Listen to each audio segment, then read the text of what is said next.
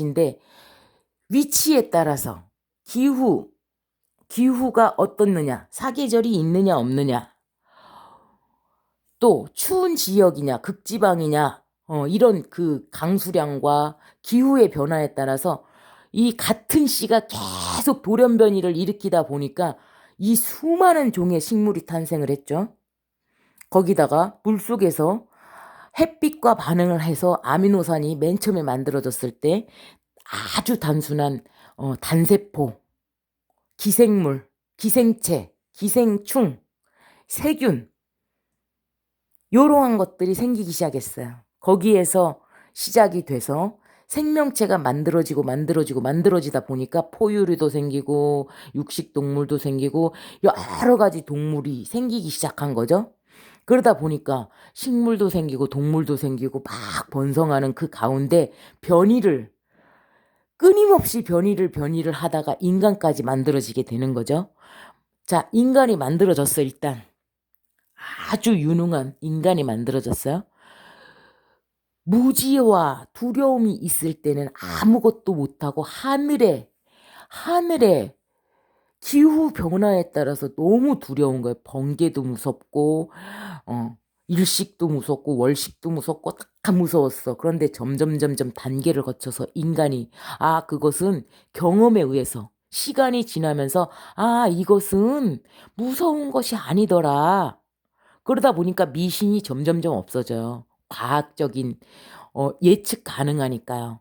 이쪽에서 이 나무한테 미리 이 나무를 감나무가 있다고 쳐보세요. 미리 1000개의 감꽃이 열렸는데 맨 처음에는 결국에는 중간중간에 계속 떨어져서 그 뿌리가 감당할 수 있는 양이 300개더라. 마지막까지 열리는 게. 그럼 처음부터 다 쳐내고 300개만 딱 남겨놨을 때 처음부터 얘네들은 양분이 너무나 많기 때문에 바닥으로 흘려지는 양분 자체가 없어지기 때문에 사이즈 자체가 굉장히 큰 튼튼한 그러한 감이 열려버립니다.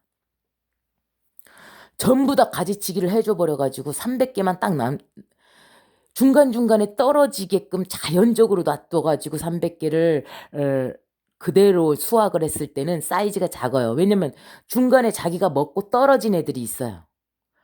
먹고 바닥으로 떨어져가지고 자기가 양분을 끝까지 받지 못하는 그 한계점이 왔을 때 바닥에 떨어져가지고 거름이 돼야 되는 그러한 애들 그거까지 처음부터 300개만 딱 남겨놔 버렸을 때 그 바닥에 쏟아지는 그 영양분까지 전부 다 얘네들은 받기 때문에 처음부터 같은 사이즈, 자연산하고 똑같은 사이즈로 만들려고 계획했다면 처음부터 500개를 남겨놓고 가지치기를 하면 되는 거고요. 300개만 남겨놓고 가지치기를 해버리면 이 300개는 사이즈가 2배가 돼버립니다. 그런 과학적인 원리들을 인간들이 전부 다 알아내버린 거예요. 그러다 보니까 기후 자체는 무서워할 것이 없더라. 음식의 궁합도 먹어보니까 여기다가 동태찌개에다가는 신김치를 넣으니까 맛이 하나도 없어. 그럼 그거는 음식의 궁합이 맞질 않는 겁니다. 과학적으로도 맞질 않아. 인간 몸에 좋지가 않아. 근데 궁합이 맞지 않는 것은 장점과 단점은 있죠. 내가 너무 뚱뚱해서 문제야. 그럼 맛없는 걸 먹어야만 쬐끔밖에 못 먹잖아요. 그러면은 그거는 이롭게 쓸 수가 있는 부분인 거고 이것을 알고 쓰느냐 모르고 쓰느냐에 따라서 차이는 굉장히 갈리는 건데요. 자, 그렇다면 인간들이 이 무지와 두려움을 전부 다 극복했을 때 알지라는 글자가 나옵니다. 알지자가 나와버리고 지혜가 쌓이다 보면은 엄청난 문화가 발달하게 돼 있어요. 그런데 지금 엄청나게 문화가 발달돼 있는데 왜 두렵냐면 억눌리니까 두려운 거예요. 깨라고 있는 거예요. 그 규칙은. 왜? 선의 형태로 깨야 돼. 왜냐면 아주 간단하게 설명을 해보겠습니다. 매우 복잡한 문제니까. 인간이 태어났어요. 어렸어요. 그러면 우리 다음 세대로 태어나는 사람들은 내 수호신이면서 내가 지켜야만 되는 미래의 신이란 말이에요. 그러니까 내 자식을 돌봐주게 돼 있어요. 부모라는 사람들은요. 그러면 내 자식을 막 돌봐줬기 때문에 걔가 아무것도 안 했는데도 똥 싸고 오줌 싸고 맨날 울기만 했는데도 걔한테 먹여주고 재워주고 입혀주고 씻겨주고 다 하게 돼 있어요. 그 시기를 거쳐가지고 이제 짜박짜박 골기 시작했어요. 그래갖고 얘가 이제 조금 머리가 커지잖아요. 그러면 친구들하고 놀고 와요. 집에만 있으면은 이제 엄마가 감당할 수 있는 수준이 안 돼요. 밖에 나가서 다른 신들하고 놀아야 돼요. 놀아야 돼. 그러니까 유치원도 보내고 학교도 보내고 그래서 가르쳐야 되니까 학교도 다니고 그럽니다. 근데 우리는 뭘 얘기하냐면 학교 가서 선생님 말 잘 듣고 열심히 공부하고 와 이렇게 얘기를 해요. 깨고 와 이렇게를 안 해요. 근데 자 생각을 해보십시오. 학교에서 짱을 맞는 애들은 무엇이냐면 한 발짝 앞서가는 애들이에요. 그러면 중학교 3학년쯤 됐어. 그럼 요즘 애들은 어떡하냐면 술도 먹고 담배도 펴요. 이미 술 먹고 담배 핀 지가 걔네들은 벌써 3년이 넘은 애들이에요. 그러면 그 애들이 짱 그룹을 맡고 있어요. 그러면은 왕따 당하는 애들은 누구냐면 너무 앞서가가지고 너무 또라이 같은 짓거리를 했을 때도 물론 그렇지만 너무 순진하고 착해. 중학교 3학년인데 너무 순진하고 착하고 선생님 말만 잘 듣고 선생님이 하지 말라는 건 안 하고 선생님이 하라는 건 하고 막 이렇게 됐어. 그러면 그런 애기들은 야, 줄 서서 밥 먹어 막 이렇게 얘기했는데 당연히 순번대로 해야 되는 건 맞아요. 근데 거기 리더 자리를 차지하고 있는 애들은 누구냐면 선생님의 규칙을 깨는 애들이에요. 왜 규칙을 깨냐? 왜 리더냐? 왜냐? 사람은 다음 단계로 나아가기 위해서 다음 단계로 넘어가는 것을, 빨리 가는 것을 멋있다고 생각해요. 왜냐하면 성장을 해야 되는 것이 음, DNA 자체에 써져 있어 버리기 때문에 짱 그룹들은 보통 학교 다니는데 짱 그룹들은 걔네들은 선생님 말도 안 듣고 선생님한테 개기고 담배 피고 술 먹고 걔네들이 리더 그룹이에요. 리더 그룹을 그 학교를 리드하는 애들은 그런단 말이에요. 그러면은 이 부모님이나 선생님 입장에서는 담배 핀다고 맨날 데리고 와갖고 막 야, 니네 그러면 안 돼, 저러면 안 돼, 막 이렇게 막 얘기를 하죠. 가들이 말을 듣겠어요? 절대 안 듣죠. 왜냐면 다음 단계로 넘어가야 되니까. 그럼 술 먹고 담배 피는 애들이 다음 단계로 넘어가야 되는 건 뭐였겠어요? 여자를 만나서 데이트를 하고 성관계를 하고 자식을 낳는 것이 다음 단계란 말이에요. 공부요? 공부는 당연히 해야 될 문제지만 인간의 욕구하고 공부는 병행을 할 수 있는 부분이 있기 때문에 그 공부는 제외를 하겠습니다. 일단 그 공부는 여기서 설명을 하지 않겠습니다. 자, 그러면 그 짱 그룹들은 그 한 60명 정도 된다고 쳐보세요. 그러면 그 중에 20%가 짱 그룹이기 때문에 12명, 15명, 요 정도가 짱 그룹인 거죠. 근데 선생님, 이제 우리 애기가 왕따를 당해서 선생님만 가서 족쳤어. 그리고 선생님한테만 부탁하고 막 이랬어. 되들 않습니다. 왜냐? 신이라는 존재는 인간 개개별로 전부 다 신이에요. 근데 내 아이가 속해 있는 곳은 바로 그 어린 신들하고 같이 대화가 돼야 되는 거지. 우리 애가 선생님한테만 이쁨 받고 선생님만 얘를 배려하고 그러면 그 같은 레벨에 있는 신들이 질투를 해요. 그래가지고 얘를 더 깔 수가 있고 더 어떻게 될 수가 있어요. 그러니까 그거는 안전한 방법이 아니죠. 그러니까 처음에는 잘 몰랐을 때 애가 왕따를 당하고 있었을 때 선생님한테 찾아가고 뭐 하고 막 이럽니다. 그거 물론 맞아요. 맞긴 맞는데 거기에서 노력이 끝이면 안 돼요. 자, 우리 아이가 왕따를 당했어. 그러면은 그 짱 그룹들한테 부탁을 해야 되는 거죠. 어떻게? 야, 얘가 조금 의사소통을 조금 못하는 것뿐이고, 그렇지만 너희들이 그 아이들조차도 하나의 개별적인 신이잖아요. 근데 선생님한테만 가가지고 강압적으로 얘기를 하든 좋게 얘기를 하든 내 자식만 잘 봐달라고 하면 당연히 이건 말도 안 되는 일이죠.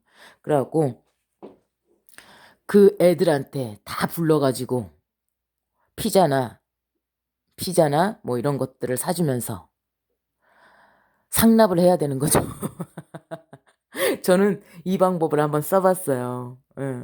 학교에서 야 너희들 다 모여라. 그러니까 처음에는 무서워가지고 안 올라고 막 이러다가 아, 야 피자 사줄게. 그래갖고 이제 피자도 사주고 뭐 그 치킨도 사주고 하면서 그 각각의 아이들이 신이기 때문에 그 어린 신들한테 부탁해야죠. 내 아들이 같이 노는 신들은 그 아이들이잖아요. 그래서 그 아이들한테 부탁을 했죠. 야, 얘가 치고 빠지는 능력이 좀 떨어지니까 니네가 무조건 실드 쳐주는 거야. 알겠어? 막 이러면서 음. 야, 니네 담배도 피냐? 오, 니네 술도 먹냐? 헐. 이미 먹는데 어쩌겠어요. 술 사줬습니다. 이런 말 하면 안 되나? 아, 못 들은 척 하세요. 자, 딱 한 번이니까. 자, 그러면서 얘기를 했죠. 허심탄회하게 얘기를 전부 다 하고 그랬더니 그 아이들이 뭐라고 했냐면, 우리 학교에 야, 내가 짱 먹었다. 그러니까, 짱으로 인정해 주겠다고 하고, 저한테 가끔 한 번씩 찾아와요. 그래가지고, 이제 빵 셔틀이야, 말하자면 내가 짱이긴 짱인데, 빵 셔틀이죠. 뭘 사줘야 되잖아. 왜냐면 그 아이들은, 하나의 신이고 내가, 존중해 주기로 했기 때문에. 그리고 내 자식이 아니라도 누군가의 자식이고 누군가의 수호신이니까. 그래서 그 친구들이 왔을 때 저는 굉장히 기쁘게 생각하고 같이 대화를 좀 많이 하는 편인데요. 그렇게 하다 보니까 오해가 없어졌어요. 그러면 애들이 얘가 잘못을 해도 실드를 쳐주기 시작합니다. 그러면은 우리 아이가 살 수가 있어요. 그러니까 걔네들이 너 왕따 시켰다고 얘네들을 막 너네들이 잘못됐어. 손해배상 청구할 거야. 이 방법으로 가잖아요. 그러면 내 자식도 못 고치고 그 아이들도 못 고쳐요. 왜냐하면 원한이 지기 때문에.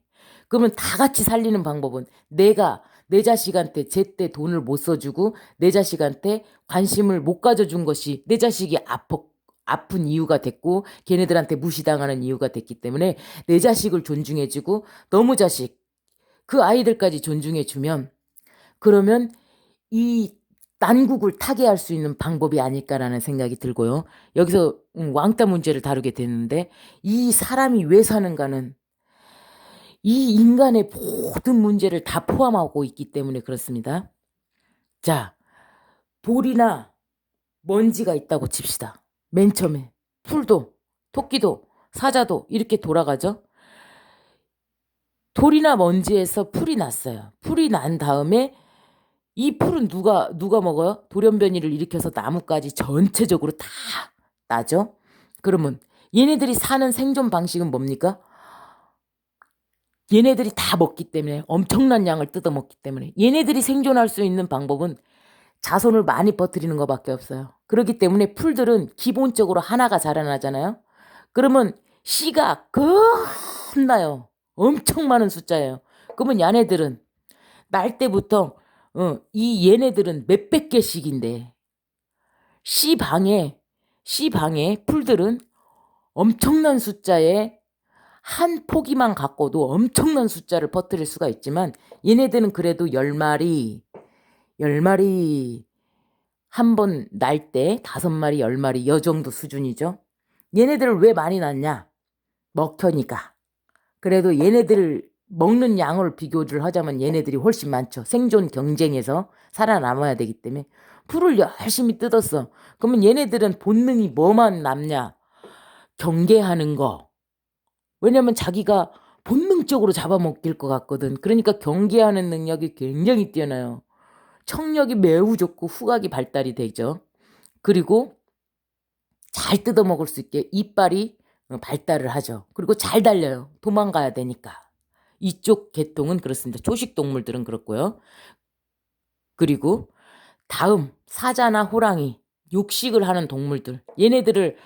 얘네들을 잡아먹어야 되는 입장이면 얘네들은 이제 인간 단계나 마찬가지죠. 4단계를 넘어선 거기 때문에 얘네들은 한 번 날 때 오래 걸리고 한두 마리밖에 안 나오고 서너 마리밖에 안 나오고 이런 형태를 띱니다.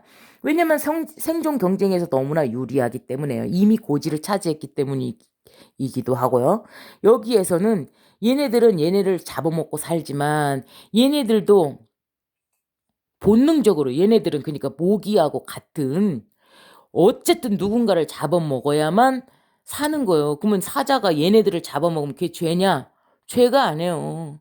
그러니까 편인들이 이 친구들을 만약에 뜯어먹고 산다. 그러면 죄가 아니에요. 모기나 거머리 다른 생명체의 피를 빨아먹고 살게끔 돼 있어. 인간은 어떤 생명체도 마찬가지입니다. 그러면 그러면은 사람을 안 먹고 만약에 뜯어먹지 않는다고 말을 하는 그런 사람이 있을 수가 있는데 그런 사람들은 말도 안 되는 얘기예요. 왜냐?